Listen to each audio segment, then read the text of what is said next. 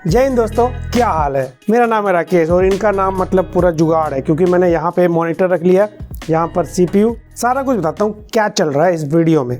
Just अभी थोड़े दिन पहले ही मतलब मैंने पीसी बिल्ड किया था।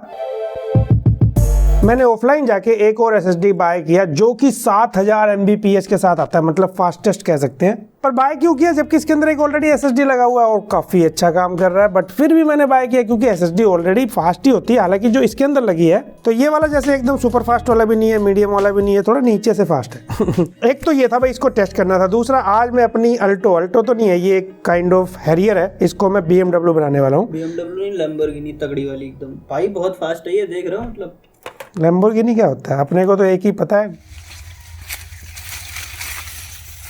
ये लैम्बो गन्ने है, लैम्बोर्गिनी का तो पता नहीं। ये 4th जनरेशन की सैमसंग की एसएसडी और मुझे पड़ गया ऑफलाइन में, कई बार चीज़ें सस्ती पड़ जाती है भाई। 16,500 रुपये का मिल गया ये, नहीं तो अमेजोन पे अभी भी 19,000 के कभी शो करता है। क्योंकि जितने की एसएसडी है ना उतने में थोड़ा सा और पैसा मिला के, मतलब डबल पैसा मिला के आप एक पीसी बिल्ड कर सकते हो अपना काम चलाने भर का। तो मैंने सोचा क्यों ना इसको अपग्रेड किया जाए, तो वो दिखाऊंगा और साथ में स्मार्टफोन की वीडियो देता हूँ। मैं तो आपको बताइए स्मार्टफोन रिव्यू वगैरह। तो यहाँ पर आपने स्मार्टफोन में भी सुना होगा कि ये प्रोसेसर, ये स्टोरेज सपोर्ट करता है UFS 2.2, UFS 3.1, better storage, better read and right speed. और ये डिपेंड करता है प्रोसेसर पे कौन सा सपोर्ट करेगा। जैसे ये Dimensity 1200 ना UFS 3.1 सपोर्ट करता है और Dimensity 800 UFS 2.2 सपोर्ट करता है। तो ये प्रोसेसर पे डिपेंड करता है, लेकिन पीसी के अंदर प्रोसेसर नहीं, मदरबोर्ड पे डिपेंड करता है।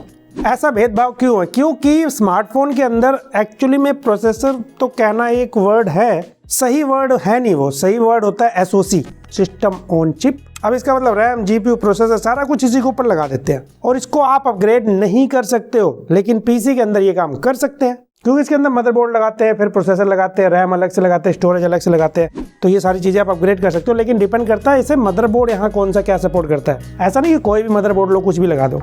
जैसे भाई मेरे पीसी में जो मदरबोर्ड लगा है ना, ये सपोर्ट करता है NVMe 4th जनरेशन SSD को, तो मैं अपग्रेड कर सकता हूँ। ऐसे ही आप लैपटॉप में जिस तरह हमने SSD लगाया था ना, ये आपको खुद पता करना पड़ेगा लैपटॉप का सीरियल नंबर से, गूगल सर्च कर लेना या फिर अमेजोन वगैरह पे जहाँ भी बाय करते हो वेबसाइट पे लिखा हो सकता है। कहीं ना पता लगे तो कस्टमर केयर को फ़ोन लगा देना। वैसे कई बार उनको भी नहीं पता होता, थोड़ा सा है, चीज़ें थोड़ी सी मेहनत करनी पड़ेगी, बट आपको पता लग जाएगा कि वो SATA SSD सपोर्ट करता है कि NVMe सपोर्ट करता है। और जिन लोगों को नहीं पता SATA NVMe, हल्का सा ज्ञान दे देता हूँ, लंबा तो नहीं, सिंपल भाषा में, क्योंकि मैं अभी अपग्रेड करके स्पीड टेस्ट करूंगा और ये भी बताऊंगा किसको लगाना चाहिए, किसको नहीं लगाना चाहिए, कौन सा लगाना चाहिए। आपको थोड़ा थोड़ा बता देता हूँ। तो आपको पता ही है नॉर्मल सी हार्ड डिस्क आती थी पहले, उसकी स्पीड 100 MBPS के आसपास होती है नॉर्मली। उसके बाद ना SSD आई, SATA SSD, वो ना 5 गुना लगभग फास्टर है, यानी कि 500 MBPS के आसपास स्पीड। अब याद रखना SATA SSD भी डिपेंड करता है, चौड़े वाली आती है कि M.2 स्लॉट वाली आती है।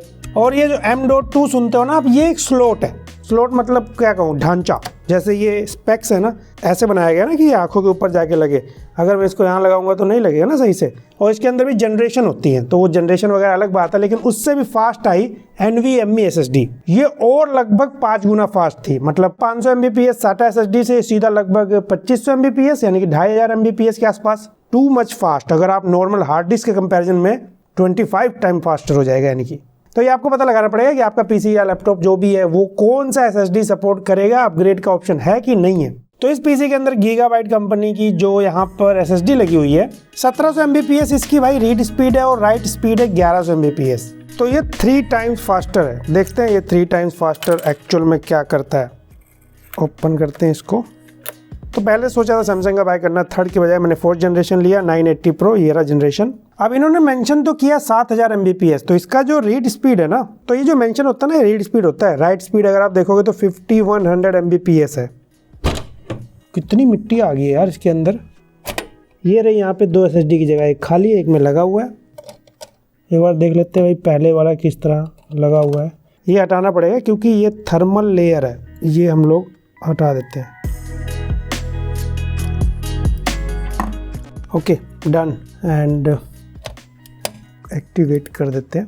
तो हमारी पुरानी वाली SSD का स्कोर ये है, पहले वाली और नई वाली में ऑलमोस्ट 2 गुना से तो ऊपर है। मतलब 3 गुना तो नहीं है, बट 3 गुना से थोड़ा कम। सो एक काफ़ी बड़ा डिफरेंस है। तो ये वाला वैसे ना प्रॉपर तरीका तो नहीं है, बट पुरानी वाली SSD को अगर मैं पेस्ट करता हूँ तो ये स्पीड देता है तो 1 GB के आसपास जाता है मैक्सिमम, नहीं तो कम ही रहता है। सेम ड्राइव में ही कॉपी पेस्ट हो रही है। और नई वाली में अगर पेस्ट करते हैं ना तो ये स्पीड जा रही है 2 GB से ऊपर, 2.5 GB के आसपास चला जाता है, मतलब 2 GB से ऊपर ही रहेगा। तो सारी विंडो वगैरह हमने ट्रांसफ़र कर दिया SSD में। क्या चेंज आया प्रैक्टिकल, तो 6 सेकंड लगता था पहले प्रीमियर को, अब देखते हैं 1 2 3। ओके लेट्स सी, तो यहाँ पर ये लोड होने में 3 सेकंड लगा है और पहले PC बूट होता था 20 सेकंड में, हर्षित हमने नोट किया था ना। तो ट्राई करते हैं और मैं यहाँ पर थोड़ा सा फास्ट फॉरवर्ड करना चाहूँगा। पहले 20-21 सेकंड लगता था, अभी देखते हैं कितना टाइम लगता है। एंड यहाँ पर 15-16 सेकंड लगता है, तो एक 6 सेकंड का जंप कह सकते हैं हम लोग यहाँ पे ना 4-5 सॉफ्टवेयर एक साथ रन करेंगे। Chrome, Premiere, Adobe Photoshop, Audacity और OBS, ये सारे ओपन कर दिए मैंने और ये सब ओपन हो चुके हैं। डिस्क कितनी मैक्सिमम गई थी हर्षित? 47%। तो ये बन गई BMW। लेकिन क्या ये आपको बाय करना चाहिए? देखो ये अपना काम तो कर रहा है, डेफिनेटली चीज़ें इंप्रूव हुई हैं, बट वो बहुत ही छोटा छोटा गैप है। अगर आप चाहे तो 3rd जनरेशन का, क्योंकि डिपेंड करता है मदरबोर्ड सपोर्ट करता है कि नहीं, 4th जनरेशन सारे के सारे करते नहीं। तो अगर आप 3rd जनरेशन का भी NVMe लेते हैं SSD अच्छे वाला, तो 5000 Mbps और 3500 Mbps के आसपास जाता है, जो कि बहुत फास्ट होता है। तो ऐसे कुछ खास ज़रूरत नहीं पड़ेगी आपको, ये छोटी छोटी चीज़ें। लेकिन क्योंकि मैं एडिटिंग करता हूँ, 100 GB की फाइल उठा के जब प्रीमियर में डालूंगा ना और लेयर्स बार बार बनाऊंगा, उसी टाइम कई सॉफ्टवेयर रन करता हूँ। समटाइम्स हमें आफ्टर इफेक्ट रन करना पड़ता है ऐसे ऐसे फ़ोन में आग वगैरह लगाने के लिए।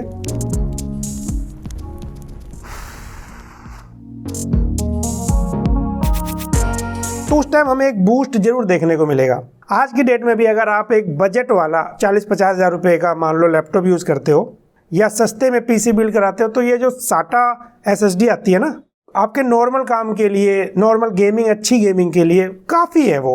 बट डेफिनेटली आपको काफ़ी सारे प्रोग्राम रन करने या फिर आपको हैवी, स्पेशली हैवी फाइल्स को कॉपी करना है, तो NVMe 3rd जनरेशन डेफिनेटली आपको बाय करना चाहिए। और ये 4th जनरेशन है, एक जंप मिलेगा लेकिन महंगा है भाई, 17-18 हज़ार रुपये का मिलेगा।